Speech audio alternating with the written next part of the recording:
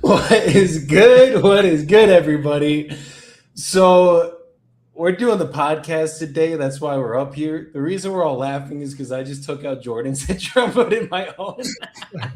We're going to make one that's going to be for the podcast. Don't worry. But while Ross and Jordan were just talking backstage, I just snuck this in here. I thought you were putting in the Medellin Wholesale Collective. You can go ahead. No, we could do that next. I'll get the outro for that one.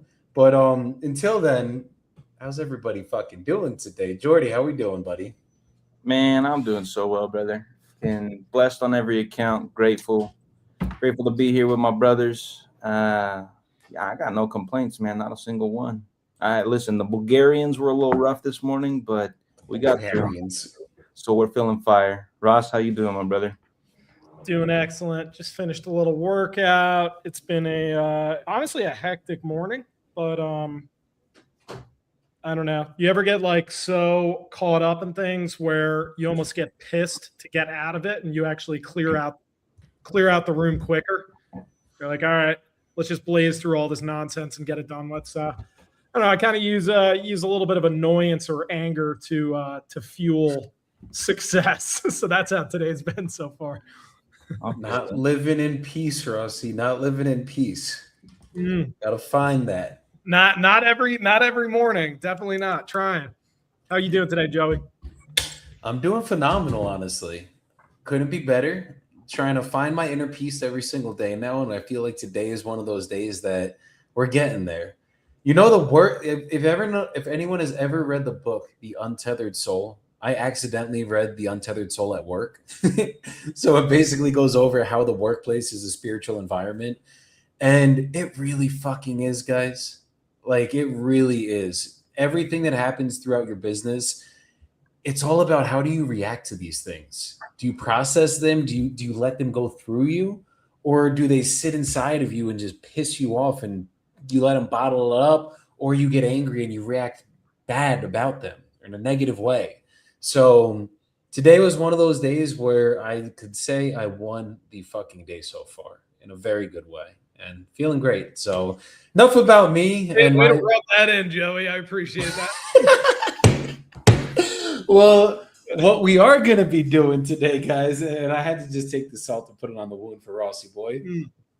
Yeah, we just gotta lead. We gotta lead from the front in life, guys. It's how we do it. You know, I would talk to someone yesterday that gave me a good perspective shift, and I'm gonna give it to Ross, and then Ross is gonna give it to Jordan. It's how it's gonna fucking go. And just real quick, Joey's actually used to leading from the back, so leading from the front is actually way different. Throw that out there. Typically lead directly from the back and right in there. So yeah, where the sun goes. That's how we do it. So today what we're going to be going over, guys, we're getting into the life of who the fuck is Real Estate Ross, the Ross Dillon. Me and Jordan kind of know who Ross is, but we're going to be going deep into Ross's life, giving you guys a background into who he is, and then getting deep like we did with Jordan the other day. So stay tuned. We're going to get into this shit. Ross, why don't we start from the day you were born? Ooh, well, I don't remember that. Psychologically, you don't even remember anything before 4. Allegedly, I was born on a Friday night at 5 o'clock. This is back in the day where they had a 5 o'clock whistle. So I came out the chute at the 5 o'clock whistle on a Friday night as a Leo on National Tequila Day, which is actually my older sister's birthday as well. This is in Morristown, New Jersey, northern New Jersey, probably a little under an hour outside of the tunnels. But yeah, I was born in 1987. My mom's name is Susan Dillon, and her husband, my late father, his name was Peter Dillon. So yeah, born on a Friday. Ball of fire. I guess I was close to like, I don't know, 10 or 11 pounds or something ridiculous. I was like a watermelon. Jesus. Golly. Huge head, huge shoulders, not a damn thing in between I think it's just a lot of skull. So Oh, that's what you yeah, just a lot of very thick skull. But yeah, that's kind of how things went. So yeah, I had my older sister, and yeah, I guess we'll kind of fast forward around when I was like 5 or 6. That's when I can start recalling some memories. My father was a graphic designer, entrepreneur. He had his own office in the basement of our house. Our house was gifted to us by our great aunt. We didn't have a lot of money growing up, but we were able to live in a nice small town outside of Morristown. And we got by. We struggled a lot, but we got by. So I can't complain about the town we grew up in. Besides, it was boring as shit. So being brought up at a ton of ADHD, I liked learning everything about everything and experiencing everything in my power in such a small town. So I started off playing a lot of different sports. Baseball, I was a catcher. Ice hockey, I was a goalie. I loved fishing a lot. There were a lot of streams, ponds, and then I would do some deep sea fishing with a family friend a lot. Let's see what else. Loved professional wrestling. I did a lot of, like playing football, like on the cornfield. I never played like actual football. That was one regret. But yeah, it was just a lot of like riding bikes, like doing all the stuff that you did in the 90s. Loved video games. And we would just go out and figure out fun. There were no phones. There were landlines.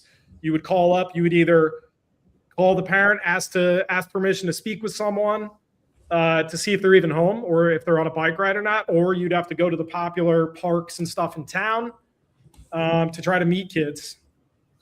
But yeah, it was definitely an interesting upbringing. There was never really a dull moment. I was pretty average in school, not the smartest kid in the class, not full blown retard either. So I was kind of like in the middle ground. Definitely nothing special.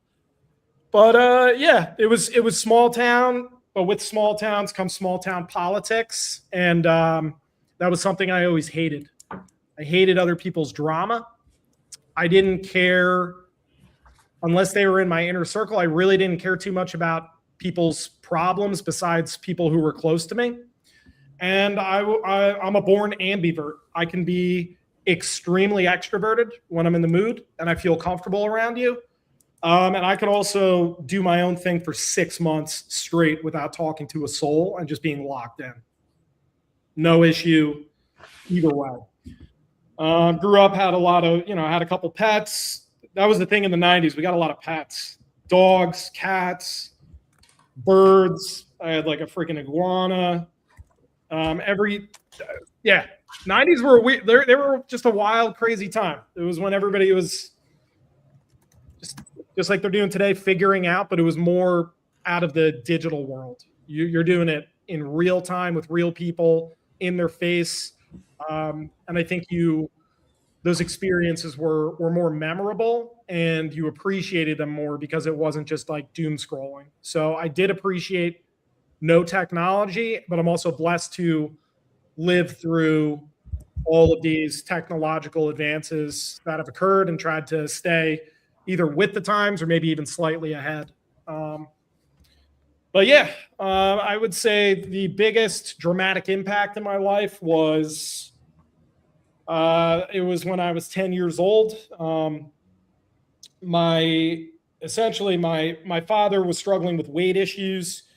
He was a drinker. He chain smoked cigarettes. He beat up his body. Lived through like the 60s and 70s. Kind of was a little bit of a greaser. But yeah, I would say probably the biggest impact was that time when I was younger. And I would say it was like early morning hours. This was in the fall of 1997, and essentially we got woken up by my mom, who's actually viewing right now. Hey, Mom, how are you? So she's on here now, but she woke up my sister and I at like, I don't know, 2 in the morning. And essentially she said there's a big problem. I'm calling an ambulance, and I don't think your dad's breathing right now. So it was a crazy, probably we were up for a good 24 hours after that, but the ambulance came, from what I recall, and we were kind of in the room, and the ambulance came. They were working on him, doing CPR for almost an hour.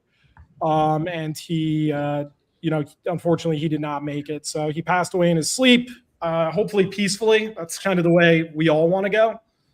But that was like a turning point in our lives as kids, because we had all that buildup. He was a coach in a lot of the sports. So he was a mentor and a best friend, and he just set me straight. He was very direct, no bullshit, fucking raised his voice, scared the shit out of you. And I think a lot of his leadership was instilled in me as a result of that. So yeah, I mean, after that occurred, it's basically like this is where you got to focus on how you react to things. So at that time, I just freaked out. I was the worst kid ever. I stopped going to school.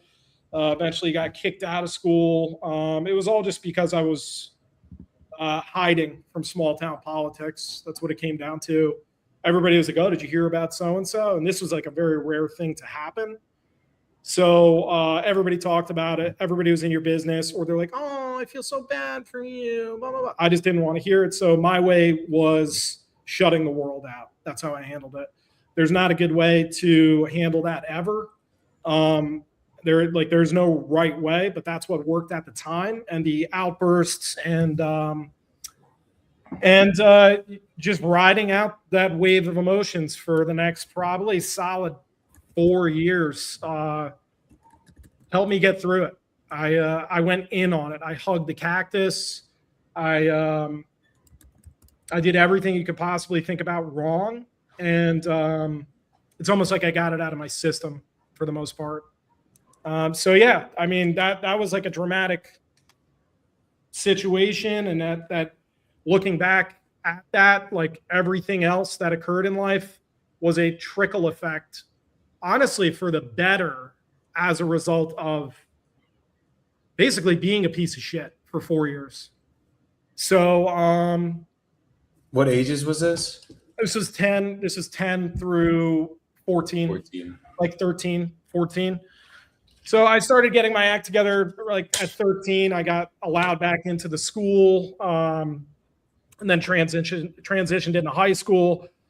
And that was when I was obsessed with like professional wrestling. Skateboarding was a huge thing. And then I was just obsessed with music, and it was all like the pop punk, just all like Green Day, Blink-182, Offspring, kind of like late 90s stuff. And I would just interrupt my sister all the time when she was listening to Backstreet Boys and just kind of taunt her and, just really just be a nuisance in her life, because that's what younger brothers are put on this planet for. So, yeah, I would say skateboarding I picked up on. I loved it because no risk, no reward kind of thing. Like if you want to do big shit on a skateboard, you're either going to stick the landing or you're fucked. And I got severely injured a lot of times. But I had a seriously high pain tolerance.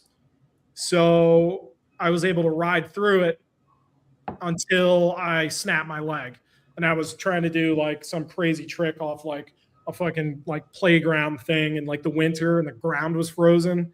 And I was just trying to do this huge jump, landed on the board, completely snapped my leg. It was like both bones all the way through. So put it this way, that humbled me with the skateboarding career. But it's funny, instead of kind of like being a sob and just down and out, essentially what I did was I always found a way. It's weird. I have this thing where I'm like, okay, this happened. What next? I'm very passive when huge shit is thrown in my face, whether that's bodily injury, whether that's unexpected things that pop up in life, whether that's people dying, losing close friends, like anything that comes up in life. I'm very, in a way, stoic, where I just focus on the controllables. And I think there's nothing more powerful than having awareness on your reactions to what's going on. It doesn't mean you have to react perfectly, but it means I'm going through this right now. This is what's happening. What's next? I'm in a hole. How can I dig myself out? So instead of going like primal all the time, I always was resourceful. And if I didn't have the way, I would ask really good questions to people that were smarter than me, or I'd look things up on the internet or read books, and I would find a way. That's one thing that I would consider would be one of the superpowers is resilience and resourcefulness. A lot of my close friends, they never worry about me when I'm going through something major, because essentially when the shit hits the fan, they know I handle it with grace. It's always so temporary, and I know this too shall pass. So there's nothing like being great in a state of fear, a state of panic, a state of overwhelm, and finding greatness, however little that win is for the moment or the day, to get you to the next. So yeah, other than that, I went through high school. I got really insanely obsessed with drums. I drew a liking to Travis Barker, and I basically carbon copied everything he did to get to where he was at.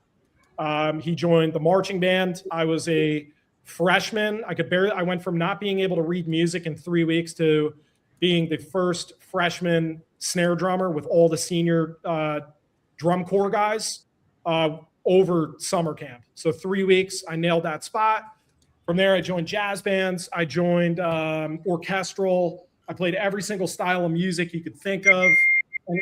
Anything from, I would say, like jazz all the way up to like speed metal and like Latin music and everything in between. So I was very well versed, total drum nerd. I did not pay attention whatsoever in high school. I could give two shits about school except for music, and then occasionally skateboarding, and then it was honestly just partying and chasing girls. That's it.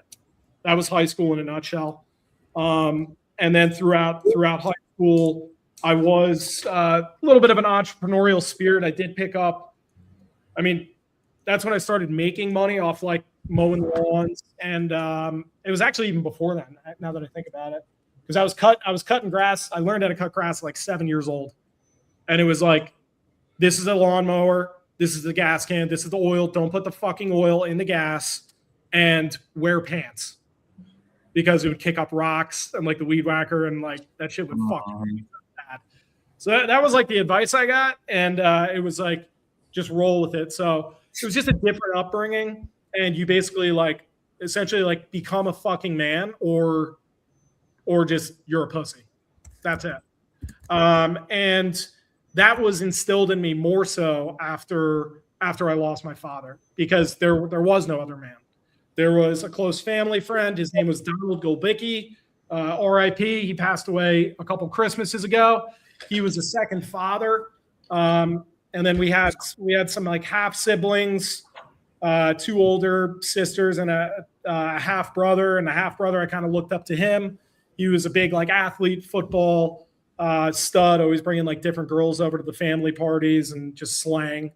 But I didn't really have too many like serious father figures besides those influences. So it was essentially up to me. What's that saying? It's like, if it ain't you, then who?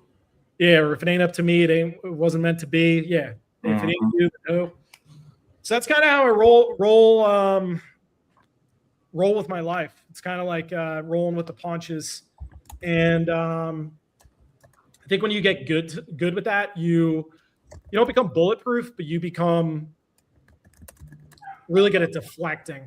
So when a shit show comes in, you basically assess the situation, deflect things that aren't in your control, and then literally take care of what is, handle it, move on to the next. I'm very task oriented, very driven, and basically, if anybody steps in my fucking way, it's going to be a problem.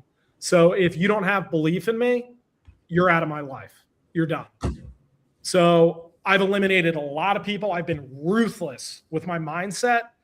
And even my mother says, you are really good at choosing your friends. That's another superpower. I could pick up on bullshit very quickly. That's a Northern New Jersey thing. If you're a flake, I'll probably find out in the first 30 seconds. We ain't going to be doing business together. When I say doing business, that means our friendship. I'm not talking about actual business, right? So I'm really good at picking out, like cherry picking really good people and bringing them into my circle. And I'm very loyal and very protective of them. And that I cause everybody to level up and reach their internal goals mentally and their external goals physically.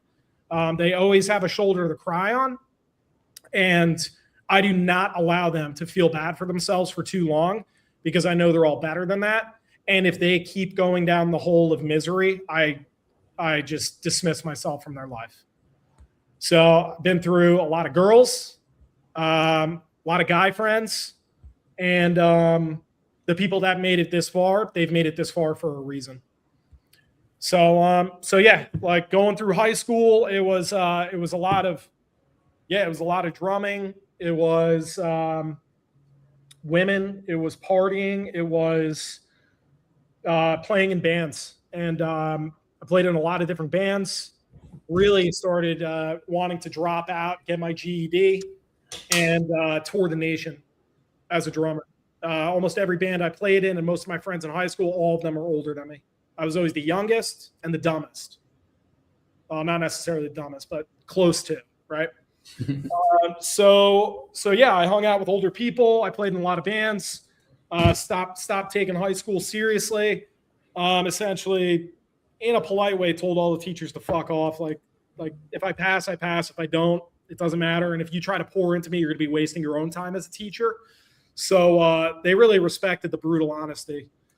So from there, I got pretty darn good at drumming. Released a couple like albums back in the day. Started playing all these shows. Started building up the crowds to, from 50 to multiple hundreds to finally hitting the road. I finally convinced my mom to allow me to drop out beginning of senior year. And they're like, you have to go to all these courses. There's no way you're going to be able to take the state test. So what did I do? I got resourceful and found a way. So I researched all the community colleges and essentially found a community college that you don't need to take a test. You could just take 2 different courses one day and then 2 different courses the second day for the GED. There's no pre-tests and study courses. Found the one college that does it, banged it out in a weekend, got my GED, kept my promise to my mom. At that time, I was delivering pizzas, working at a music school, and then touring. And that's all I did for multiple years, probably 17 all the way up to about 21. And it was just a ton of touring, instructing younger kids on drums. At a certain point, I got close into basically Travis Barker's circle, and I was able to even take my mom and a close friend, Nicole, who's still a friend to this day, and we were able to go side stage and backstage with Blink-182 and Green Day and meet all them. I've been on Travis's bus. We would bust out like drum drills on our practice pads and stuff like that, and just anything I go into, I will find typically the best of the best. Pick out everything I like about them, carbon copy, and then try to get into their mindset and their circle of how did they get there. I don't focus on myself. I focus on them, and then basically success leaves clues. And then I did that almost for anything. So there was a lot of growth mindset that got me through everything, because everything is figure outable. Like, people say, like, I don't know what to do, or I fucking give up, or I can't handle this right now. And I'm basically like, shut the fuck up, slow it down, and look at this resourcefully. Who can you ask? Who can you talk to? Who can I introduce you to? What do you need from me? You bitching gets us nowhere. I say that to myself, and I say that to other people that are close to me. I don't want to hear the complaints. I want to hear the ideas. Okay? Complaints are a waste of my time, a waste of my energy, and frankly, it's selfish. And the more you do it, the less I'm going to be in your life. So let's focus on the ideas, the solutions, and better outcomes. And that's all I've done my entire life. So essentially from there, the music industry took a pretty massive dip. I was born just honestly a few years too late in every endeavor I took on. It was kind of like missed the boat a little bit. That could be a limiting belief, or maybe it just wasn't around the right people in the industry. But the music industry was pretty fucking cutthroat. Oh, yeah. And the more I devoted my time into it, the broker I got, and the worse influences I surrounded myself, and it was just a party lifestyle. So at a certain point, I had what's called a I had it moment. I joined the fire department in town. I became a volunteer firefighter. I wanted to check out like what this shit's all about. ADHD is a real thing. So sitting behind a desk like I do now, that was not going to fucking happen. So did a lot of volunteer firefighting, learned a lot, went to the fire academy, and then started doing ride-alongs with police officers like in the town. They would go to all the local sports bars, watch games, and I would shoot the shit with a lot of cops. And eventually I met the chief of police of the town over, and he's like, hey, do you want to do a couple ride-alongs? And this is going to be for a Friday night in a busy-ass bar town where it gets crazy. It's pretty high crime. There's a lot of fighting. There's a lot of going call to call to call. And it's essentially a shit show. Are you ready? And I said, abso-fucking-lutely. When? So he signed me up. I did 3 ride-alongs, and at that point, I changed everything, changed my life.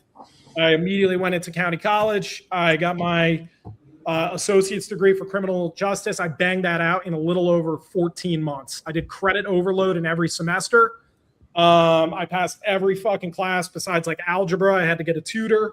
And I got D for dumbass, but D's also get degrees. So that was the one rough area. So I banged out the associate's degree, and I started applying. I was going to pay my way through the police academy. They shut down that program. Again, born just a little too late, right? That program shut down right when I graduated.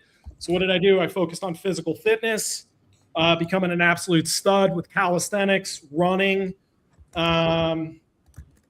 pull-ups, push-ups, sit-ups, trying to score the best academically and physically in every fucking area. I applied. I probably did 20, 25, 30 different interviews with police departments. I got turned down every single time because I was arrested when I was younger for criminal mischief, doing dumbass shit, breaking shit. That's what guys do. You do it enough, you get caught, and there you go. So I had to get that expunged for my record. That took about a year, and I just relentlessly took tests. I eventually moved into that bar town. I got residency. Residents are top of the list. So I paid my way through college. Well, didn't pay, but got student loans. So it paid for living expenses while I was still working at that restaurant. And then essentially, I got a letter in the mail a few days before the list was about to expire, and they put me on the list. So I went through that process, got to the very end, was in the top. I was 7 out of 7. They were going to hire 7 guys. I didn't get the gig because the psychologist looked at basically the upbringing, the death of the father, and then the criminal mischief charge, and he said, "You're not suited for the job." So I was like, "Okay, fuck you. All right, we'll see." Because I'm looking at all my other friends that were cops, And they had way worse track record than me. I was like, this is horseshit. So I appealed that, continued taking all these tests, did a bunch of interviews, fought, kept getting near top or at top. And then eventually I won that appeal, got in, went through the academy, almost failed firearms because I'm not really a gun guy. Like I was like okay at shooting, but that was my weakness. And then they brought me back over the weekend. I had 48 hours to learn how to score very high. And if I didn't shoot above like a 90 that day, I'm out. So all I did was I got my handgun, I dry fired in my living room, and I went to the gun range and just worked on this slow, methodic trigger squeeze with the perfect amount. Almost thinking your hand is like a vice grip. I was able to score a 97 on that Monday morning. The other two people, they got kicked out. Awesome. So I was the last to win. I almost lost out of the academy. And then from there on out, I was a police officer in a very fucking busy town for, it was almost a decade. So it was working 80-hour weeks. I was working myself to death. I got knowing I was working myself to death, and it was taking a toll on my health. I started really getting into self-development and self-improvement. So at that point, there were a lot of road jobs. There's a lot of downtime, and I would have earbuds in. And, because you're standing out there sometimes for 10, 12 hours a day, 15-hour days sometimes if the job gets held over. This is in every kind of season of the year you could think of. Joey's familiar of how brutal the winters are, sometimes in 14 degrees with wind chill, and then other times in 102 with 100% humidity while you're wearing all that gear. So that opened up my mind towards self-development. I probably got every single fucking book you could think of on self-development and self-improvement. And essentially, there were patterns. I'm pretty good at picking up on patterns. And I noticed a lot of these people were not only mentally wealthy, they were actually wealthy, like in their life and all these different areas of their life. And on these podcasts, Ed Milet was my favorite at the time. There was a lot about real estate. There's a lot about real estate. So real estate kept getting brought up over and over again. Grant Cardone was brought up a lot. And just like syndicating deals and multi-hundred unit apartment buildings, and thinking that big blew my fucking mind. And I'm like, all right, how can we get there? And then I listened to an episode with Manny Koshman, and I realized that that if you can move here, not even be able to speak English, and live out of the back of a station wagon in the 80s and build up a $100 million real estate portfolio, which is now in the multi-billions, there's no excuses for me. So that was like the I've had it moment. And then I started looking into real estate, and then stumbled over Wholesaling Inc. podcast and realized that you can essentially be the middleman and market to distressed property owners, send them over a purchase and sale agreement, and then you find another investor who's willing to pay a higher price, and you can assign your rights of the contract to another buyer, and you're the middleman, and you keep the difference between what you agreed on with the seller and what the end buyer was willing to pay. So that got me into wholesaling. I started listening to all these podcasts, and I literally just went all in. I did the paralysis analysis, education overload, and it took about 2 years to finally pull the trigger on a mentorship. And then essentially the day before the world shut down in the pandemic, I got a call from Brent Daniels for his course. He was like the closer on the phone. And I joined TTP. And that's when I really started stepping up the wholesaling side. So every time I had a free moment in law enforcement, I was either listening to podcasts, going through the course, reading books on real estate and wealth building, reading books on business, leadership, anything self-development, and just literally consumed my entire fucking life. That's all I did was focus on that. And then I started taking pretty serious action, cold calling, learning sales, learning marketing. I tried every single fucking marketing channel you could think of back then. And that's what slowed down my progress for my first deal. Trying to get a deal in New Jersey is also really fucking hard to do, especially in North Jersey. South Jersey is a little bit easier, a little lower level of sophistication. And by the way, if you're from South Jersey, I'll say that to your face too. And then if you're from Northern New Jersey, it's a little bit more sophisticated. So with higher sophistication, you're going to get less deals, but bigger spreads because the price points are just higher. That's what it comes down to. How long did it take to get your first deal? I think it was like in between 19 and like 22 months. Oh, wow. So I finally got my first deal because I was doing it part-time. It was almost like my life was divided up into thirds. I had my regular patrol shift, patrol overtime, and then wholesaling.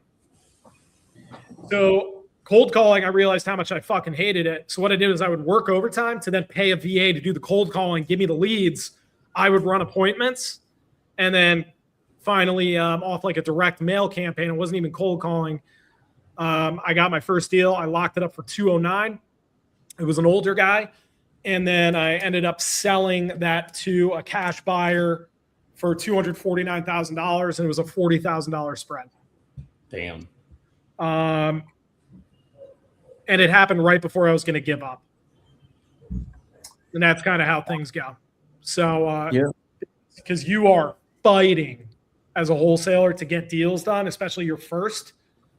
But it is a true battle internally to get through that, because every force, the universe, all of your friends, your influences, most people are saying like, what the fuck are you even thinking? What are you doing? What is this? Is this even legal? Stop. Like, cut the shit. This is stupid, right? And they might not actually say that, but they kind of like hint it with their little thoughts and little jabs they throw your way. So yeah, it was hard as shit. Was able to get the first deal done, and then at $40,000, you get that check in the mail, and it was like a certified check, and then that was like essentially close to an entire year of working overtime in every fucking climate you could think of.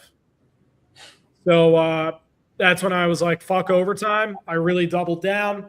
I found another wholesaler in the market, started joint venturing some deals, locked up more and more deals, and then eventually partnered with him and helped take his business from $300,000 to $3 million a year. And we did that in about a year and a half, 2 years. So we were able to 10X his business, moved out to Phoenix because in law enforcement, I got into basically trying to get this guy into an ambulance because he was trying to take his life. And this was on a construction job in the winter. I basically had to get him on the ground, put him in handcuffs. He was trying to jump into this massive sinkhole that was taking up 3 of the 4 lanes on the major highway that comes through town. Burst pipes. It was about a 35-foot deep hole with freezing cold water on a burst water line. And he wanted to end his life that day. He was pushing past construction guys to try to kill himself. Allegedly, he just went through a divorce a few hours before. So I was able to save his life. But in the meantime, he was fighting me, trying to take my gun, wrap me up, trying to punch me in the face, anything he could do to take his own life. So I was able to get him in handcuffs during that scuffle. My left thumb got fucking jammed in a handcuff, and he yanked it away as hard as he could. This was a very stocky, short guy that was not feeling any pain. He was high as a kite on every drug and alcohol you could think of. I was able to finally handcuff him, but my left thumb got caught in the metal and yanked back hyper aggressively.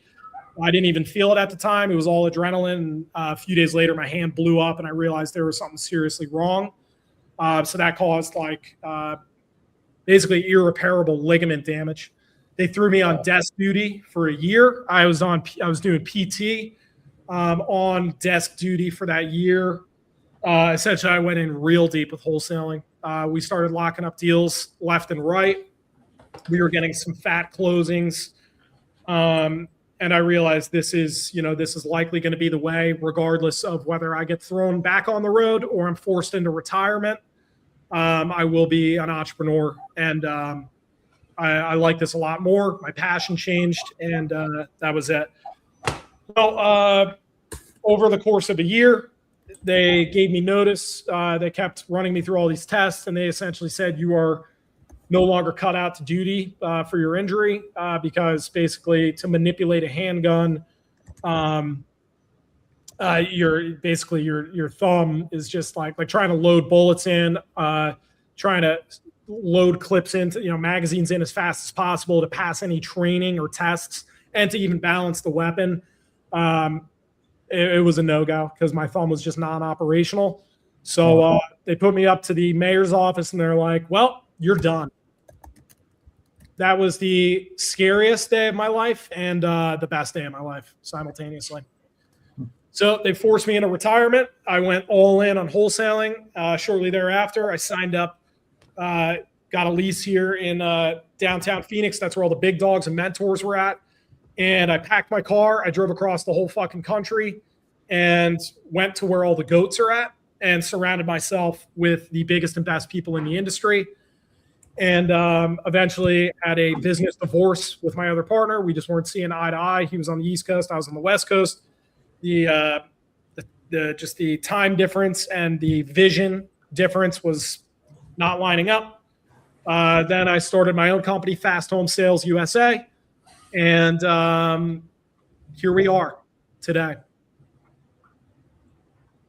I love it, brother. I love it. Appreciate you for sharing all of that. 100%. That's a great story. I didn't know that you got your ligament fucked up in your hand, and that's what happened with the cop thing. Yeah, it's crazy.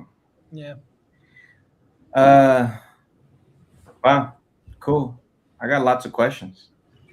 Please. That was the hardest thing to do, to break down your life and I don't know, whatever this 40 minutes, basically. 40 minutes break your entire life down. Yeah. Yeah. Hopefully that was concise enough.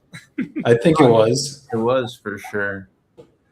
Yeah, I got lots of questions. I'm trying to decide if I want to start at the end of the story or the beginning.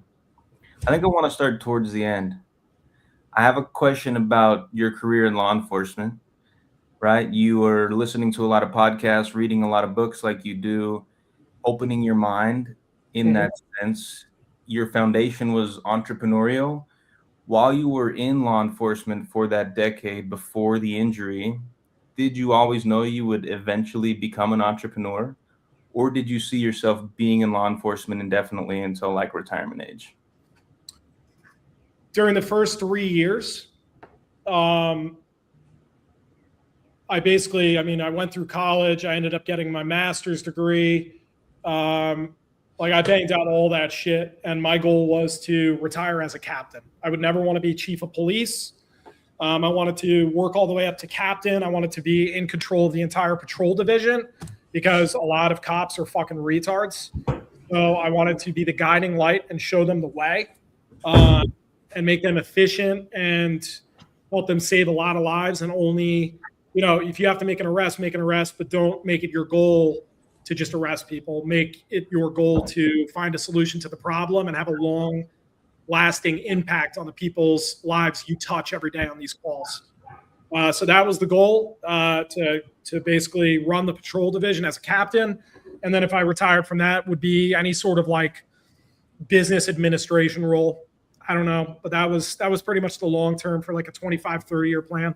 3 years in, I realized that you are just a number. No one gives a shit about you. And the state of the union, as far as law enforcement, it was getting more and more dangerous. You were walking on more and more eggshells. You couldn't say or do the wrong thing. You basically had to be a fucking robot, and you couldn't have a bad day ever. And there were people really starting to get into your comfort zone where they would be poking on you, like literally poking a police officer in the chest, things like that. Or I didn't give a shit. If you come in my comfort zone, my circle within like 36 inches, and I have a duty belt full of weapons, and you shove your finger into my chest, I've had people bite me, scratch me, pull guns on me, everything. I yank them to the ground, handcuff them, they're under arrest. That's it. All the people that I arrested, it was for a reason. And I liked doing it because I was known as the cool cop. That was a great listener and had a lot of patience and a high tolerance for bullshit. So it was fun, but then it started getting not fun, worse and worse, more and more dangerous each year. The calls started getting more and more violent. There were more people calling out sick, more injuries. They wouldn't buy us new vehicles. They wouldn't pay for equipment. We would have to buy our own shit if we wanted to be protected. And it was an anti-police town. So there were those podcasts led me to a bigger vision. And that vision was likely, getting to maybe like 10,000 units or more. And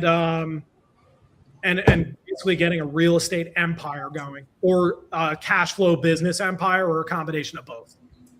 So the writing was on the wall probably a year into those podcasts, to answer your question. Gotcha. I love that, dude. I love that. And yeah, I can imagine in that line of work, as the danger increases, the glamour decreases pretty quickly. But no, I actually, I think it's cool that you were known as being that cop. I had some run-ins personally growing up in my early years, and I met a lot of rough cops, but I also met a lot of cops who just wanted to hear me out.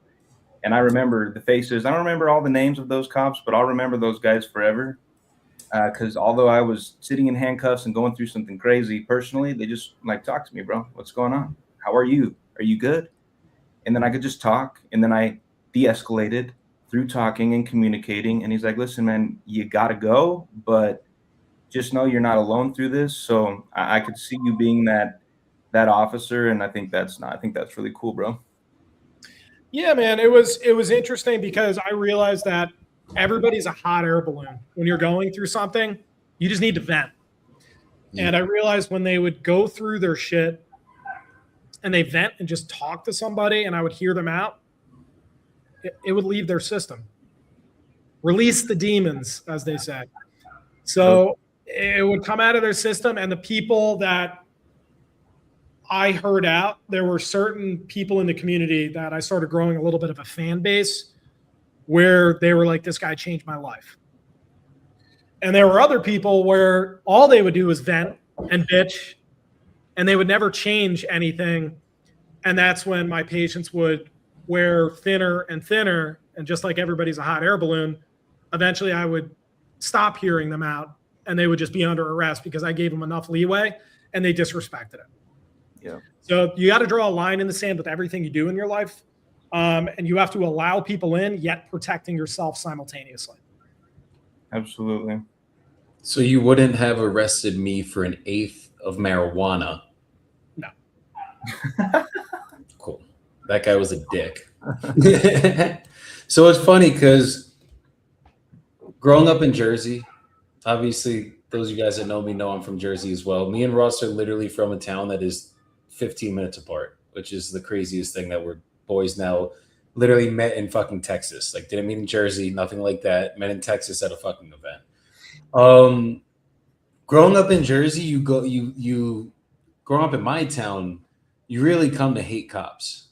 Like, a lot of the cops that we encountered, a lot of the times, like I remember there were a couple ones that, like, we had a school resource officer at our high school because you needed a resource officer in Western Orange High School. And I love that guy. He was fucking dope.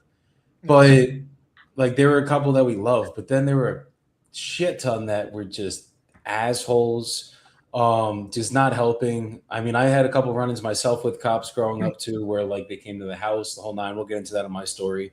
But literally, I just remember like that being a thing, and then having that negative perspective towards cops for years. Like, bro, when I got arrested, I was fucking like, the guy was just, it's like, bro, I was in a suit. Like, I just came home from fucking work. Like, I'm literally just trying to get a fucking joint and go home and go to fucking bed. Like, it's not like I was like violent or doing anything out of the ordinary other than weed was illegal at the time. So when me and Ross met, guys, and I fucking listened to Ross's story about being a cop and everything, I had to ask. I was like, "Were you a dick? Like, what type of cop were you?" But it's just refreshing to hear that there are people like that out there that are like Ross, because a lot of police officers do abuse the duty, but a lot of them, and it's always the small town cops usually. But like a town like Morristown, I mean, there's fights that break out, there's craziness going on, and even in the small towns, I'm sure there's crazy shit that happens. But yeah, it's dope to hear that side of the story, Ross. And my question for real quick to jump in there, I just want to give you everything's 80-20. So 80% of all cops are fucking awesome. 20% of them suck. Like that's what it comes down to. You were in insurance. 80% of people in insurance are probably pretty good people. They want to crush sales, but they also want to fucking change people's lives by giving them peace of mind with insurance. And they're there to change lives and make money, right? Because you hear these stories and people are concerned about the well-being of their family and you want to add value to their life, right? So 80% of people that sell insurance are awesome and 20% are pieces of shit. So it doesn't matter the town size, the department, the division, it's always 80-20. 80% fucking awesome, 20% suck. What do people most pay attention to? Human nature, the 20%. Because the human brain wants to go negative instead of positive, so they're only going to focus on the select few that fuck it up for everybody else instead of focusing on the good that truly there and would die for a stranger. Yeah, 100%. And that's what I learned, dude. And trust me, there were times, I mean, in West Orange, there were a shit ton of break-ins. Like people's houses were get broken into, fucking cars were getting stolen. Like that was very frequent in my town. And even though I didn't fuck with cops at certain points in my life, because I remember one of my best friends got slammed on the floor from a cop for fucking nothing. I'm sure he's being an asshole looking back on the story now. Remember how you're talking about this now? There's a lot of ego involved. It's not even coming from you. It's like when you hear the story of the friend that got fucking thrown to the ground, there's three sides to every story. Exactly. His side, the cop side, and then the truth is going to be somewhere in between. But typically it's all out of ego. And that's what it was. And for all the defund the police assholes out there, you know who you are. Good luck in life. Who the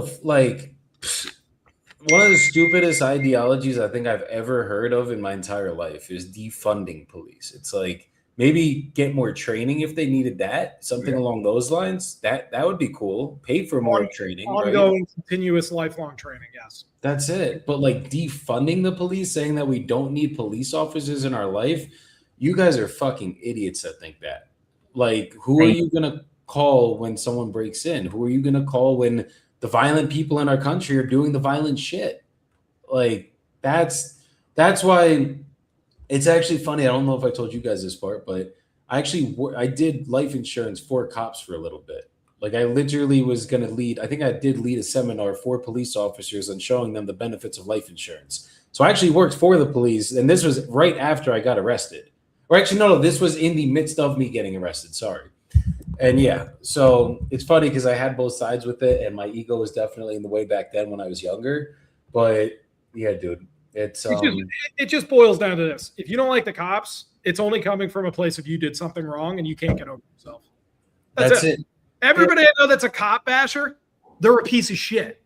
Unless they're arresting you for a fucking eighth of weed, which, like, look, I don't even smoke weed anymore. And Joey still can't get over his little weed. Was it illegal? Yes, but fuck them. It should have never been illegal. Ego's always trying to save itself. Yeah, it always is. It always is. But look, save face. Someone asked a question. Here, go ahead, and then I want to ask this question. But as a leader now, you have extreme ownership, and 100% of the time, it's 100% your fault. So haven't the times changed since you got locked up for your bag of fucking dirt weed and now? If I didn't get locked up, honestly, I was so pissed because it was some good-ass weed, Ross. It was a platinum kush, bro. This shit was fire. Chronic. He had that chronic. It was some really good weed. I'm not even gonna lie, but like actually, my favorite strain back then. But Yeah, it was my fault 100%. And if I never got arrested for weed, I would have never taken a fucking break of smoking, which brought me clarity to see what happens when you got off the weed. And I would have probably continued to smoke for way longer than I actually did. So that it's everything happens for a reason. I'm very grateful it happened at this point. But Ross, someone asked in the comments, and I kind of have a similar thought. What do you think gave you that much resilience? Do you think it was what happened with your dad? Or do you think, yeah, let's just leave it open ended. What do you think gave you that much resilience? Because throughout the entire story, there was resilience after resilience after resilience, where it's like you got the shit end of the stick so many times and you just kept pushing through. So, Yep. where do you think that came from?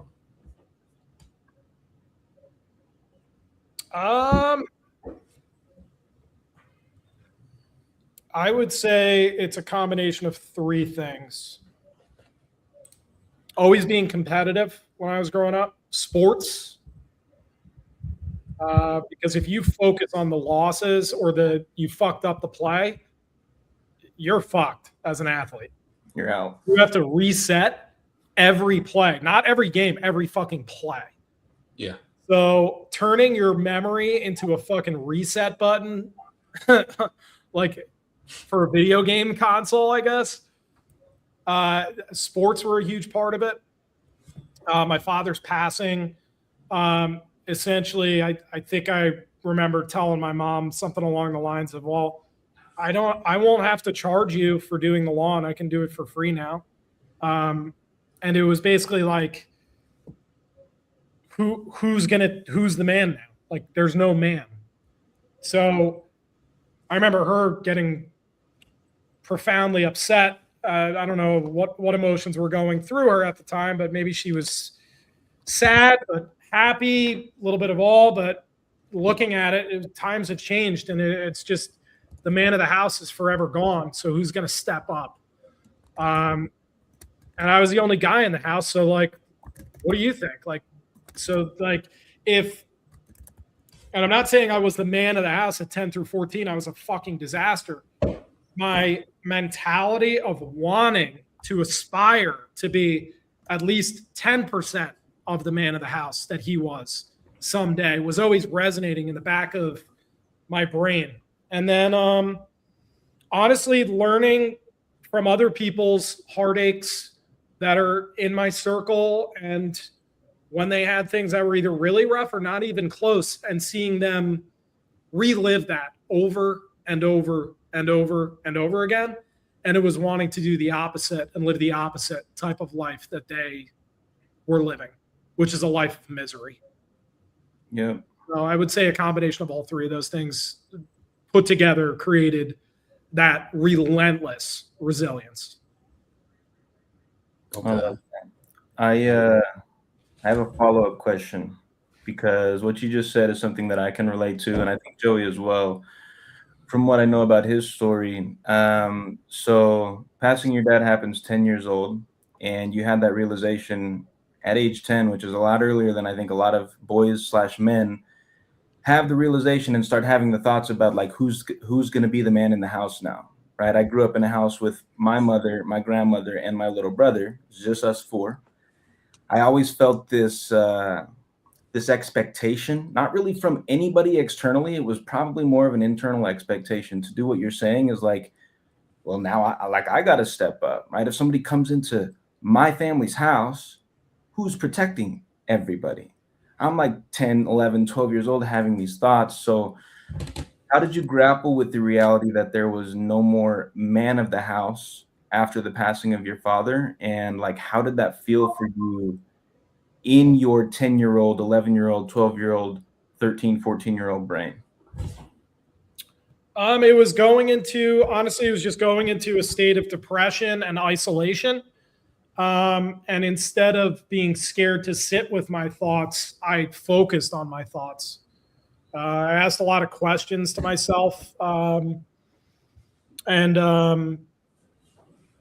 I basically was like, everybody else is just a hot mess around me. What can I do to help a little bit, or make them laugh, or because I was the fucking clown. I would do crazy dumb shit, very self-sabotaging just to fucking get a rise out of people. Yeah. But I would always kind of focus on bringing other spirits up, because I realized that when my spirits are down, even when I'm in my worst funk, as soon as I light someone else up, selfishly, that lights me up even more. So, yeah, it was a lot of things. It was a lot of just getting away from people and slowing time down as best you could.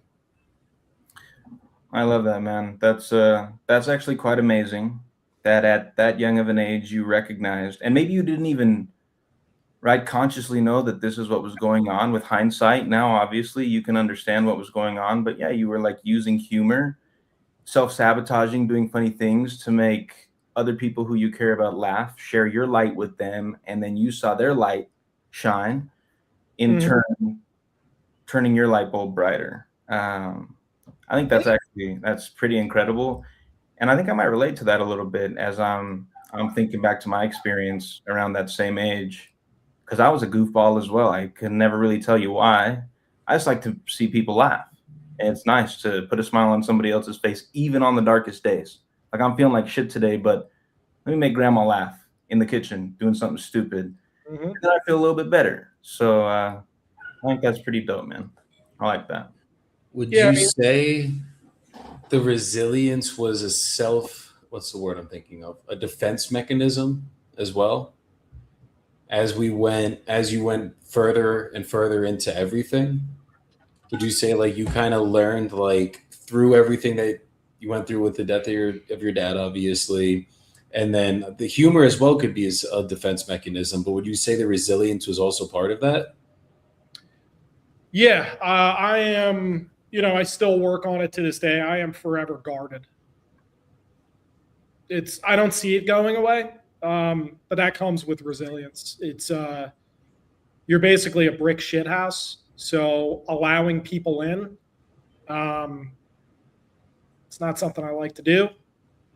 It's also not something I'm just not the best at it, and it's just a weakness. I just don't. I think as I get older, it'll probably lessen because it'll be probably an area of focus. But being an entrepreneur, like, you have to go in even deeper. So, like, letting a guard down, or your defense mechanism of being like shielded. I would say the shield up has been more beneficial than the shield down, if I was to compare apples to apples. When my shield was down, I got into the wrong groups of people. I was taken advantage of. I've been at parties where I've been fucking choked out and had my head slammed against the wall by a bunch of drug addicts. I've had knives pulled on me. I've gotten my heart broken multiple times for allowing just the wrong women in my life, and then realizing they are just like, some of these women were absolutely fucking batshit crazy. Even to this day, it wasn't just me. It was like more people. They're like, holy shit, still she's fucking crazy. Like, no one even got, like, the family doesn't even fucking like things like that. So when I put my guard up, it was 100%. It's 100% a partial defense mechanism, but I use it as a weapon for greatness rather than turning the weapon around and stabbing myself. Understood. No, because I can relate to that extremely heavy, where it's like, I think the three of us are extremely resilient people. Like, with our business stories and timelines and the shit that we've gone through, even just in the last year, we've 100% shown resilience, obviously. But what I've realized is like the most hurt people are the most resilient, right? Like they say, like we were talking about it last week on Jordan's podcast, with the depth of your struggle will determine the height of your success. And as we're going through this and talking about it, and then the guy I was talking to yesterday, it's kind of making me realize it's like, it is your ego that's up as your shield. and your ego is literally shielding us as we go through this entrepreneurial journey. And what we're doing, it is a defense mechanism. And then I'm reading the book, The Leader Without the Title, and what they say is self-work. Like, we always think that self-work is leveling ourselves up, right? Like us becoming better people. But what it really is, like the true definition of self-work, it's actually unlearning everything that we've learned. Like, instead of becoming, the way that we become the best version of ourselves is Ross being Ross before your dad passed away. Like, you going back to that infant state where you were fully free. And when you're fully free, there isn't that shield up. There isn't anything of it where it's like, if you let the shield go, now you're pointing it at yourself. It's actually the opposite. You're actually like, that is like we were talking about before, the peace level. It's like the closer we get to peace, the more freedom we have, the less stress we have, the less chasing happiness we have, all of it. But it comes from literally us not shielding things, us not being resilient, right? Like, obviously, I'm not saying we can't be resilient. We have to be in business. Otherwise, we would not have any money in our bank accounts or any of it, right? Mm-hmm. But as I'm hearing the story, it's like, if we can learn to, because like, this is me as well. This isn't just for you, Ross. Like, I've felt this shit heavy now as I'm hearing your story and like listening to it and seeing it. It's like that shield once, it's called surrendering. That's what the guy Armin was talking about yesterday. That's what his life mission is, where he's fully surrendered now and he's at peace. And I feel like that it's like, as we're chasing success and we're chasing betterment every single day, and like, we want to be the best versions of ourselves, the best versions of ourselves are actually letting go of all of the shit that we went through, all the lessons we learned and everything, and just being at that child state again. Like, for example, when the three of us are on the phones and we're just cackling like fucking hyenas about the stupidest of shit, Mm-hmm. like, that's actually our truest form. That's actually our, like, that it, like, if you feel how we feel in that moment, that laughter, that is the peace. You know what I mean? And it's like, yeah. So I feel like, as I'm hearing your story, as I'm probably going to tell my story next week and Jordan's story, what we keep doing is like, we're trying to be guarded because we don't want to. I can relate it to relationships, right? Where like, you were just saying how you were very hurt by many women, right? Dude, I've fucking had so many women break my fucking heart.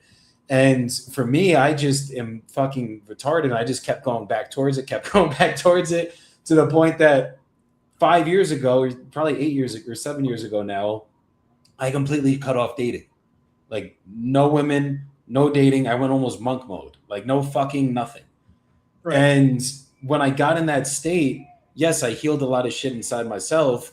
But what I realized too is like, I can't get to the point where I'm so far in the other direction where I could never have a relationship with a woman again, because I'm so shielded from all the women that have hurt me, right? And then when I opened that up and like, I healed that part of me that was like, okay, like, let me look at my ex-girlfriends. Like, this one cheated on me, that one cheated on me, that one cheated on me. They're all cheating on me. Then I found one that didn't. And I was like, but she was fucking crazy. Like, that bitch was as crazy as they could ever come, but she didn't cheat on me. So there was the lesson learned there, which was they're not all going to cheat on you. But like, I had to do a lot of self-reflection there, right? And what I'm seeing from it is, once you submit to it, where it's like, when I met my wife, I was submitted. Like, bro, literally before I met my wife, I went through like one girl that was very negative energy. I didn't date anyone before this, but it was just like talking to women, having sex, whatever. And one that was like really, well, 3 girls before this. I went through one that almost broke my heart again. We didn't even date. And like, I remember I was miserable for like 3 months after this girl for no reason. Literally was with her for a month. Like, what the fuck is wrong with me? Then I met another one, negative energy, didn't want to do it. I was fucked up for like 2 weeks in terms of just weird energy around me. So there was something after we had sex that just stuck to me. And I was like, let's get that away from me. Then the last girl before I moved out to Colombia, like, dope ass connection, beautiful sex. Like, it was all great. And then she just cut me off out of nowhere. And I was like, what the fuck is, like, something's calling me to move. Moved out to Colombia 3 months later, met my wife, got married a year later, right? And it's like, when you But at that point, I was fully submitted. I wasn't like, fuck women, I'm not getting into a relationship. I was like, oh no, we're getting fucking close. Like we're getting really fucking close. If like this keeps happening, that there's something that we're getting near and it's gonna fucking come, and then it did. So I see, that's why I asked that question, because that kind of opened my mind up to this, which is like we have to submit to everything that we've been through. And I feel like when that happens and you open yourself up, it's going to open up every door that's been closed that we've been trying to get to. And I heard on the podcast, how the video I sent both you guys this morning, what the fuck did it say, bro? It was like something along the lines of, oh no, if we keep focusing on it, it keeps happening, right? It's like energy, the law of attraction. Yeah. But when we pull our focus off of it, whatever that problem was, and we just submit to it, and it's like, all right, whatever happens is going to happen, then that outcome that we were longing for actually comes. It's almost like they say in relationships, like when you're looking for someone, it's not going to come. And then when you stop looking, they actually end up coming. I feel like it's kind of that exact same law. I mean, I'm at that point of like, as far as like relationships, I'm just going to let it flow. I think in this journey of leveling up, your standards go up, dude. Like they just do. And I've yet to really meet a woman that is going to live a life by my side of self-development and self-improvement. It's hard to find. They're very hard to find. Or when you talk about this stuff, they just think you're fucking weird, right? That's so weird. That's weird. And I'm like, you know what? Living your same existence over and over again until you're fucking dead. That's weird.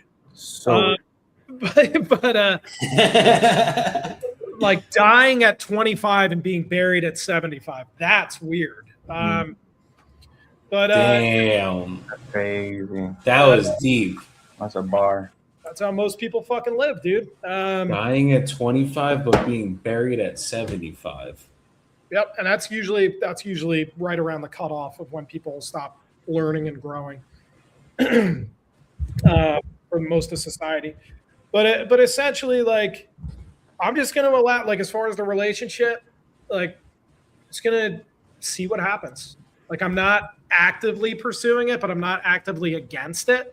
What I do want is to turn a business into a fucking machine that at least on a bad month is printing 50K profit every single month until I'm dead. And I'm probably going to accomplish that, I would say, within the next 12 to 18 months. So that'll be the first one. Then I'm going to 10X that business and bring it up to 500K a month. And then maybe eventually 10X that again at 5 million a month. Who fucking knows? Whatever you could pull off before you're dead, it's going to be multiple sources of income. But at the same time, when you're shooting for these ridiculous monthly incomes, do you know how much you have to level up as a person? A lot. So that's why I'm almost, in the grand scheme of things, do I want to bring somebody in my life? Am I in a rush to bring somebody in my life at this moment? If it happens, great, but they would have to be my side on that journey. And if they're not, they're done. Or I might level up fucking 20 levels in a year. And then at that time, it was the perfect moment for someone to enter my life. And I got a way better version instead of settling for someone of who the person I am today. 100%. That's the kind of gamble you gotta. Well, that's a gamble we gotta play. Absolutely. Mm-hmm. And I think the one thing I've learned with going through all the bad relationships is you figure out what you don't want, right? Like Ross, at this point in your life, if I gave you a homework assignment to give me a list of everything that you don't want out of a woman, you could probably give me a list this fucking long, right? Like you would have all your boxes that you need checked off as a man that are the absolute non-negotiables, right? And once you meet a woman that has all those non-negotiables, then from there you're good. Because like, and I do the same, and I focus on the person. Just like you're saying, like I focus on the good. And I also ensure that I'm a mirror image of what I'm looking for in a woman. Yes. Important. Because that's how you have to be. It's got to be an even value. From the front. It's got to be an even value exchange. It really does. Yeah. Like if I want like this fucking golden girl that's just like God's gift, right? That's fucking loyal, perfect, beautiful, gym rat, selfless, fucking just would lay on the tracks for you. And I wouldn't do the same, minus looking like a female, obviously. Um, dude, like then I'm a piece of shit for wanting such standards that are out of my own. Yeah. So it's up to me to fucking level up as high as I fucking can. Obviously, before I'm in a wheelchair, and it start naturally magnetizing higher quality people. That's what it comes down to. Which you're doing every single day, knowing you as a boy, like 100%. I'm a real boy. It's crazy how many people I feel like in society, male and female, whatever, doesn't matter which side, who don't understand that relationships are reciprocal. I'm very much that way. If I expect it from somebody, I expect it from myself. I don't feel like it's fair to not expect that out of myself if that's what I'm looking for, just like you're saying. But it's a lot of people who have told me that's a crazy way to be. And then they go out there and they don't do everything they know they should be doing, but then they expect that out of a partner. They expect that out of a friend. They expect that out of a sibling, a parent, whatever. Mhm. Why should they share that light with you if you don't have that light to share back? It doesn't make any sense. It's selfish. Yeah. It's entitled, right? Go do the work. Go work on you. And like you're saying, it's the law of the universe. It's the law of God. Whatever you believe in, you will automatically, inevitably magnetize people who are on that same mission and on that same path, who have that same light towards you. And you'll meet them and you'll be like, yeah, this is reciprocal. This feels right. This feels nice. And then y'all will help your light grow even more by proximity. Right. It'll magnetize it, and you'll know when you find the right person, because as you said, Joey, you'll be at peace. Yeah. I've only met out of the hundreds of women in my life. You haven't met one that's brought you to peace, otherwise you'd still be with her. Like true inner peace? No. Some have, but I wasn't either good enough, or there was just something that was like timing. Timing was the thing, like people going to college, things like that. Like a lot of it was timing, honestly. So it was either I wasn't at the right spot or they were on some other venture where it didn't click. But a couple have brought me peace. But it doesn't mean you're going to end up with these people. No, 100%. Or maybe I wanted to at that time, particularly, because I've dumped everyone. I've never been dumped. I dumped them. So I've been dumped. I've done. I mean, I've stayed through the toxicity. You guys will hear that with my stories. But the one thing I genuinely believe, like genuinely wholeheartedly believe, is when you do finally meet that person that is your soulmate, it's going to make every relationship you've ever been through make sense. Like that was literally how it was with my wife, at least for us. It was like, brother, like, look, we're going to fight. We're going to have problems. You're never going to have nothing will ever be 100% perfect. God did not make us perfect for a reason. If everything was 100% perfect, you would be so fucking bored with that person. It wouldn't even be funny. But you're going to have, you're going to know your non-negotiables, right? And you're going to meet that. But once you meet that one person that like, it will make it all worth it. All the bullshit, every bullshit that any woman has ever put you guys through, it'll be fucking worth every bit of that. And it really has come true, at least in my life. And I don't know where I heard that from, where I saw it, but I did see it somewhere. And like, I remember listening to that and I was like, I hope this is true. Because these women sucked before my wife. Like they were shitty, but you know, not every single one of them. There's some beautiful people I was with inside and out, but obviously it wasn't meant to be. Otherwise we'd still be together. So yeah, dude. No, it's true in my life, my marriage, my wife, and the barometer that I use, right, is yeah, we fight, sure, we argue, we disagree, we have different opinions, whatever. I look at like on a percentage, right? What's the ratio of peaceful days to non-peaceful days? You know, in my house, it's so high that on the days when, sure, we're arguing, whatever, we're unhappy towards each other, that's like 1 out of 10. It's a 10%, but 90% is high peace, happiness, contentment. Yeah, I'm all good, man. But listen, y'all know me well enough. I think I cried on my episode. My heart is just right here all the time. I never really learned the lesson and put walls up. Maybe I should have. I'm just diving in fully emotional, fully hard on my sleeve into every relationship I've ever been in. And boy, my heart's been broken, man. I'm right there with both of you. And it sucks. It's hard. But yeah, and then eventually I found the one who I was like, there's way more peaceful days. There's way more happy days than there is the opposite. And I understand we're not ever going to get to a place of perfection. And yeah, eventually I got there, but I wasn't looking for it. I mean, I think ultimately we all always are. That's human nature, male or female. It's not a fun thought to be lonely. But when I stopped looking for it, and I was just like, yeah, and this was around high school age, fresh out of high school. I was trying to date every girl I could, and then we got here, and grateful for it. You know what I mean? But it's a lot of hard lessons learned along the way. A lot of hard lessons with my wife when we were young together.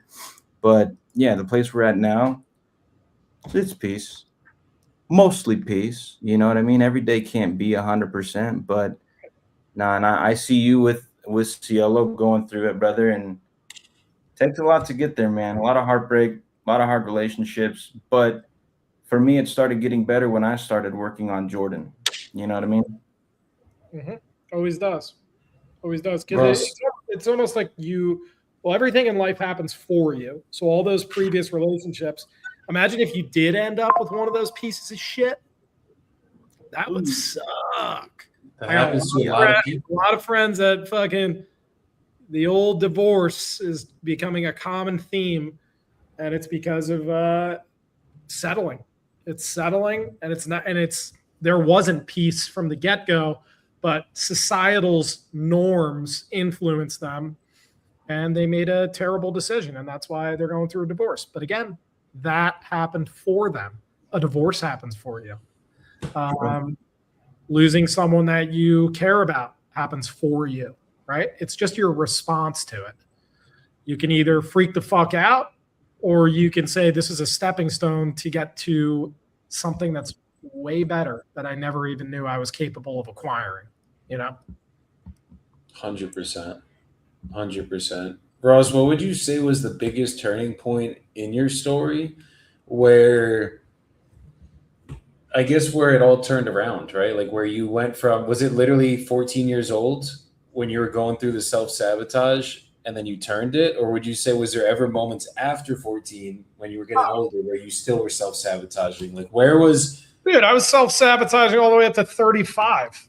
Come on. okay. So it was the last 3 years that the biggest, that we all know Ross is old here, guys. The last 3 years that you made the biggest change was 3 years ago, you say. Was that the biggest turning point? Yeah, there was never a moment. It was just, I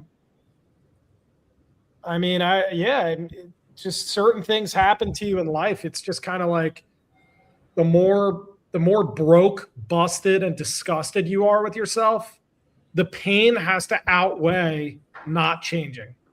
Yep. That's just human nature 101. You will never make a change until you have basically fucking dragged yourself through hundreds of yards of broken glass. And then you're eventually like, this hurts way too much. I'm over this broken glass. I'm cut up. I'm scarred. I'm bleeding. And I'm over this. I'm done. So it was just a lot of little moments that added up to a breaking point. And I really didn't like, as far as like self-sabotaging stuff, I mean, I negotiate with it every day of trying to become more disciplined. I'm still self-sabotaging. Every time we pick up our fucking phone, you're sabotaging something, right? It'll never end. It's always a negotiation of just, you know what to do, so do it, right? But it got more serious. They say a man's life doesn't start till 40 years old. So I'll be 40 in about a year and a half. And I think that's when the new beginning will really, really kind of land. So we're getting there, to answer your question. Is there ever going to be a moment or a point in your life where you are no longer self sabotaging anything? Do you think you can achieve that? No, Is it possible? no, because we're not perfect. And if we lived a perfect life without self-sabotaging, life would be pretty fucking boring, right? Facts. Sometimes you just gotta fucking self-sabotage, man. No lessons to learn in the absence of self-sabotage, as crazy as that statement may seem. Yeah, because I mean, if you have it all, you have the money, you have the girl, you have the fucking business that's a fucking machine, you live where you want. I don't know. Let's go out and do some dumb shit, right? Let's fucking live a little. I don't know. Is that living though? Is that Sometimes- living? Sometimes, Going out yeah, doing some sometimes shit. you have to fuck shit up to feel a little.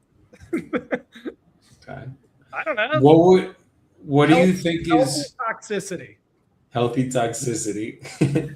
What do you think is the reason that you want to go that big in terms of the business side? Like, what do you think is causing you to want to go have $500 million businesses one day? Why? What's the point of it? I guess coming from a poor family, being around a lot of people with fixed mindsets, and a lot of people that said, "Yeah, right." Kind of like the Arnold Schwarzenegger thing, or like Michael Jordan, like, "Tell me I can't, and I will." To prove to myself that I'm capable of doing it, and then before I die, I could say like, "Yo, I left a massive impact on this world. I've helped out millions and millions of people. I've had a small influence in millions and millions of people's lives. Got them that much better as a human being, and I could forever say I left this earth and I fucked shit up in a good way. I love it. Dying with no regrets." That's the goal, man. That is the goal. Honestly, that's one of my biggest fears as a human being, is laying on my deathbed. Hopefully I got a lot of years until that's the reality, and I'm laying there and all I'm thinking about as my family is surrounding me is all the things I regret not doing before I got to this point. That scares the hell out of me. So I'm right there with you, bro. It should. Yeah, got to leave it all out there. Got to leave it all on the line. Got to do every single thing every single day to help as many people as possible, because, yeah, I'd like to be laying there. And at that moment, I just want to be looking into the faces of the people who choose to be there and being like, man, it was a great fucking ride, man. Like you said, I went and fucked shit up while I was here, and I don't regret shit. That's it. You could literally leave this earth saying, "Fucking crushed it." Like, that's it. What's your life in 3 words? Fucking crushed it. Like if you could boil down someone's whole life, like everything they touch turned to gold, essentially. Like, yeah.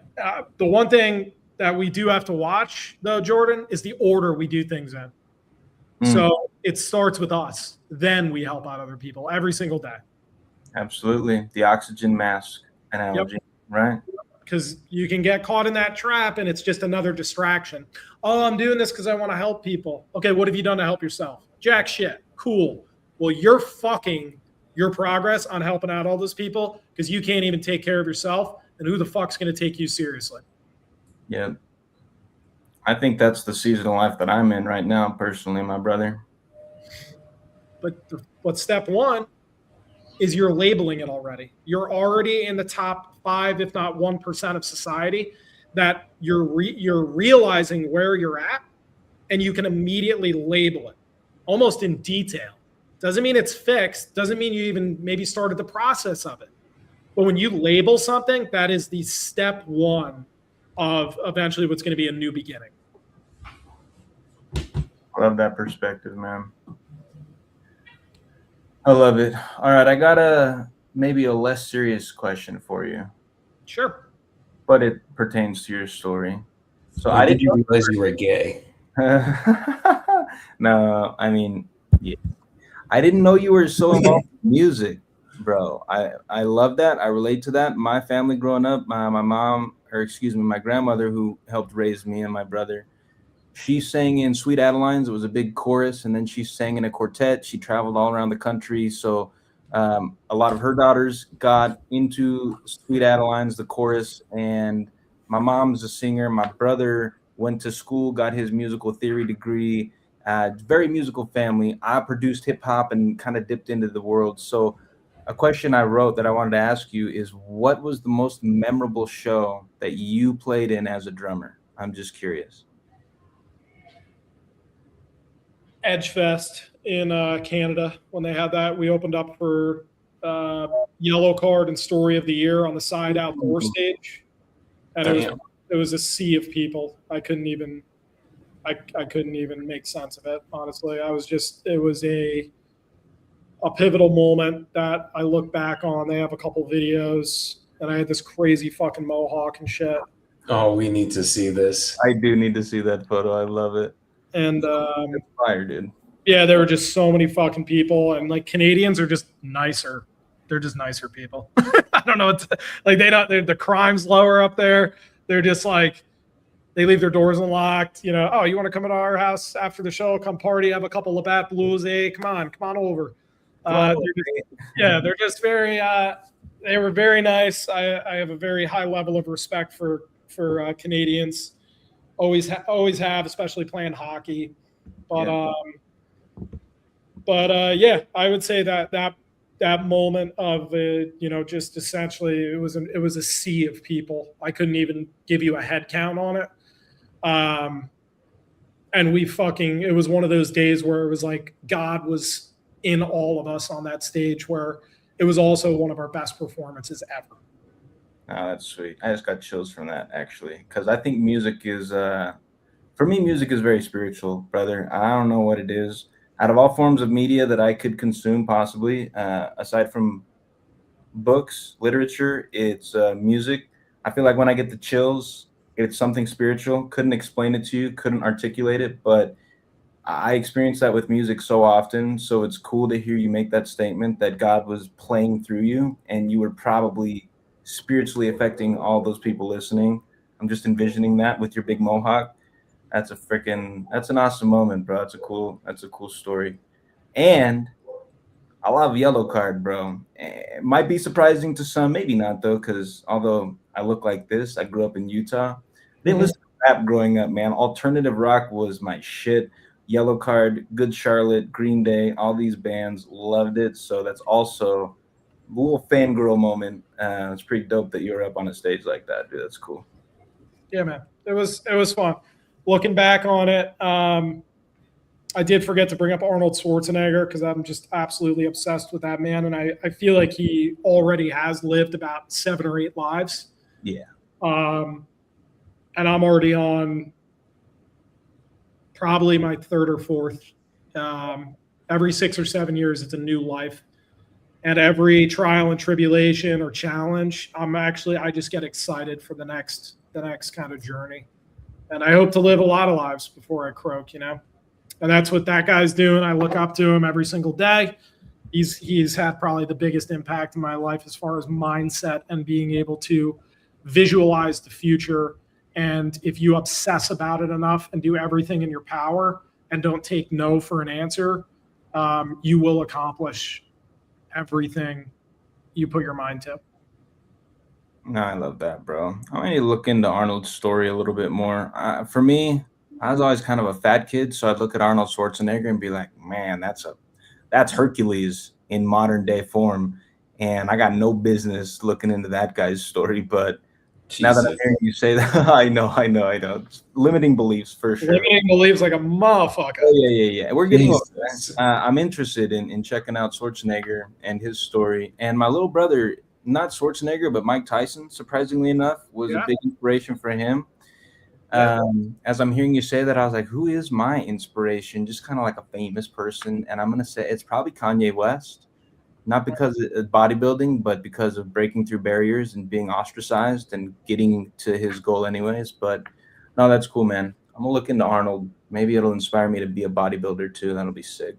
Nice. Yeah, check out his the 3-part series they did on Netflix. It's like basically each of his lives that they were able to kind of put together. But watch that 3-part series. I think it's the principles.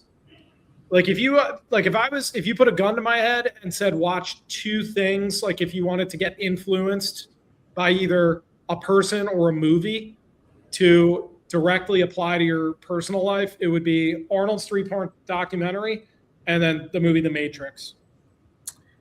Dang. You know what is crazy? I've never watched The Matrix from beginning to end. Yeah, as an entrepreneur, I think you are doing yourself a massive disservice. Now I gotta watch it. That is what we're living in. Like, that's crazy. I gotta watch that shit now. Fuck. I love movies. Joey doesn't like watching anything fun or doing anything fun, so that's surprising to hear him say that. But no, I'm gonna watch Matrix post haste, and I've seen bits and pieces of it, but I think it was also a show that came out when I was pretty young, and my mom was pretty strict about what I was allowed to watch. I think that was on the do not watch list. Was it rated R? Could be. Yeah, it's pretty aggressive. Maybe PG-13, but it's there's some things in there. But if you watch it through, like, all my coaches have essentially recommended that movie, or that had a big impact in their life as entrepreneurs. And when you put on the entrepreneur hat and kind of reflect back when you were an employee at a certain time, and you watch that movie through your current lens at this moment as an entrepreneur, it is a completely different movie. So it's almost a blessing that you haven't seen it, because you get to wear it with the best hat and through the best lenses. So it'll probably have a much bigger impact on you. Yeah, that's sweet. I'm excited now. Oh my God, that'll probably be a personal watch too. I'll throw it on the iPad and watch it. Not before bed though. I feel like the dreams would be crazy. It's up to you, man. No, I appreciate the recommendation. I'll do it. Take some mushrooms and watch it. No way, that'd be crazy. So fucking crazy. No, I couldn't do that. I'm joking. No, that's wild. No, I fucking love it. Any more questions for Ross Jordan?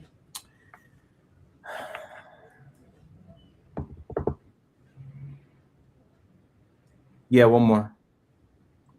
I got a list here. I'm trying, we're time crunch, but one more. I'm curious. This part of your story. I think it was getting your GED. You were able to accomplish that. I think you said in either a matter of weeks or maybe it was a weekend when you. Basically, the question I wrote is: you seem to have gotten through any educational endeavor and passed these tests much faster than most average people in society. What do you think helped you do that? Because I'm kind of give me a test, I'll pass that shit. But for you personally, what do you think allowed you to quickly acclimate to the knowledge and succeed in tests and pass whatever you had in front of you? Learning the test, purposefully putting my back against the wall, and finding a way. Because I wasn't the best test taker. But what I'll do is I'll just what's going to be on the test? How do they administer the test?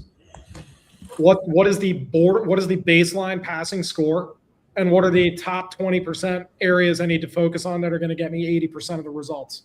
And then I'll just basically just dive into that so aggressively right before the test. So it was top of mind. You're only fucking taking it to remember what's fresh off the last thing you remembered, and then just bang it out and be done with it.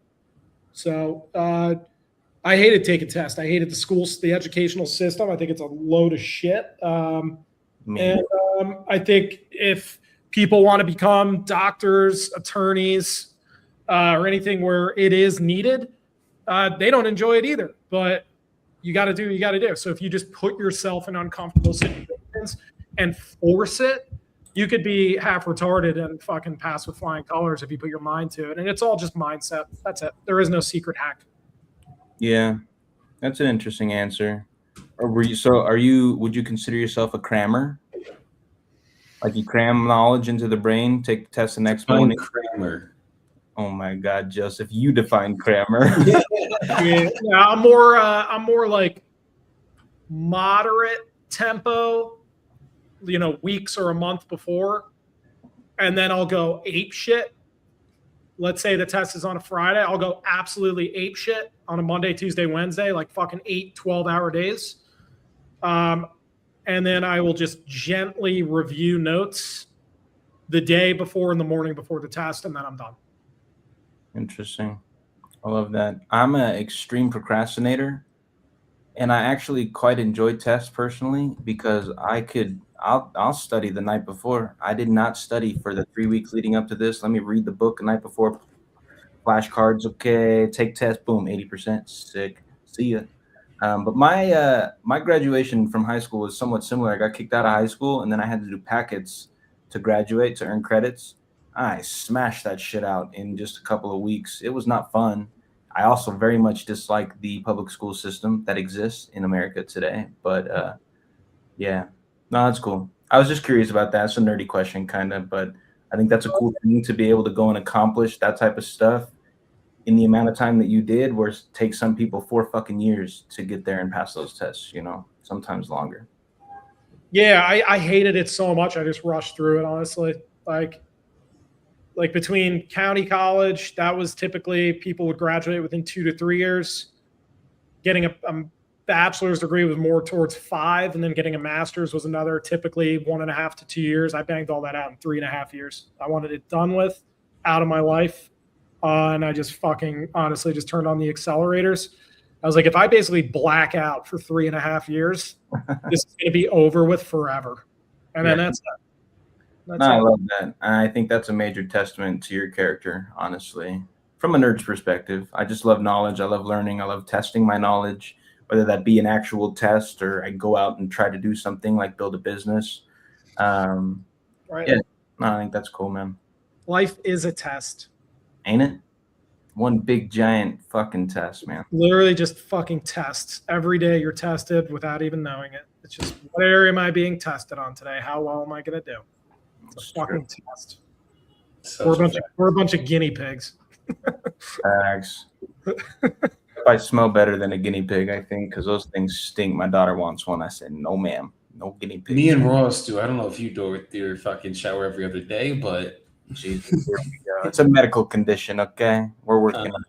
We'll cure the eczema, and we'll be there, okay? An eczema hater there, guy. Yeah, I can't help it, okay? Karma's gonna fuck me, and I'm gonna get eczema, so I gotta chill. Oh, absolutely. Keep fucking dishing them out. Mm-hmm. Yeah. Boomerang effect. Right back at you. Yeah. Hell yeah. Well, Ross, thank you for fucking sharing everything today. This was dope as shit. Went deep into the life of Ross. I love it. We got to do, we're doing one last one next week, which is going to be me. So hopefully I don't cry like Jordan. We'll see. We'll be good. I'm not big on crying. So I think we'll make it through. But Ross did good. He did not cry, Jordan. So look, you see, that's how it's done, buddy. Shove off, brother. Yeah. I'm gonna say all this and then bawl my eyes out next week. So I'm gonna ask him such deep questions that we'll make him cry. Joey, you are so fucked. I'm an open book, so bring it on, boys. Let's do it. Make sure they have Alice. You don't upset your little pale skin, okay? No, it is pale right now, bro. The sun's out. I might go to the pool for an hour now. Yeah, get yourself some sun on that cue ball, okay? Ross, appreciate you, major brother. I know it's not easy. That is a little bit uncomfortable. It was for me last week, for sure. It's getting deeper than I ever have on a public platform, but I appreciate the opportunity to know a little bit more. See, it's going across the street. Out. Yeah, we out of it. We all the way out of it now, Papa.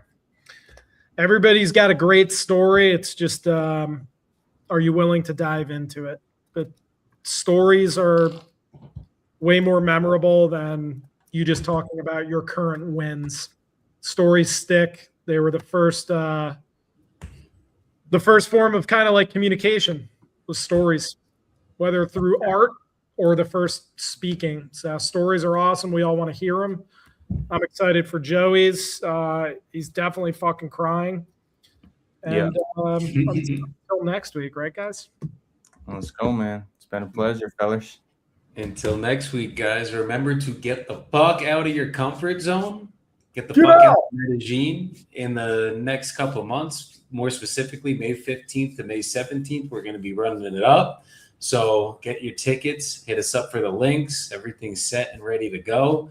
And we just got Michael Smoke confirmed to be speaking. Contract signed, money sent, and he will be speaking out here, Higher Up Wellness. So get ready for that too, guys, because we're bringing probably the best speaker lineup that I think anyone has ever brought out. And there's one more person that will be getting confirmed tomorrow, so y'all will see that. But stay tuned for the next episode, guys. Jordan, appreciate you coming on here. Ross, appreciate you being so open. I know this wasn't fun or easy for you, but I think we made it pretty fun. We got it out. So everybody, go ahead. We got it done. Yes. Thank got you. it done.